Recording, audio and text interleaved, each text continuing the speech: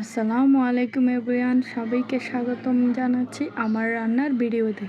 আজকে আমি ভাজতে যাচ্ছি ইলিশ মাছ। কিভাবে অল্প সময়ে ইলিশ মাছ ভাজা যায় আপনাদের সাথে শেয়ার করছি। চলুন রেসিপিটি দেখে নেওয়া যাক। প্রথমে আমি একটি ইলিশ মাছকে পিস করে ধুয়ে নিয়েছি।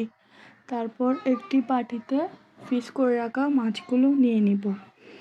এর মধ্যে দিয়ে দিব গ্রেট করে রাখা রসুন, তারপর দিব লাল মরিচ ও হলুদের গুঁড়ো, তারপর দিয়ে দিব পর্যাপ্ত পরিমাণ লবণ, এরপরে দিয়ে দিব অল্প করে আটা।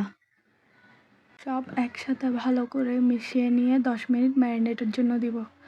এরপর একটি কড়াইয়ে অল্প পরিমাণ তেল দিব।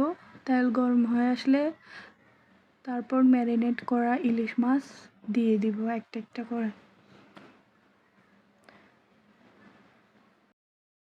আপনারা চাইলে ইলিশ মাছ ভাজা করে এভাবে সাদা ভাত, পোলাও, পান্তা ভাত সব কিছুর সাথে খেতে পারেন। এরপর এক পিঠ হয়ে আসলে ও পিঠ করে উল্টিয়ে দিব সবগুলো মাছ একটা একটা করে।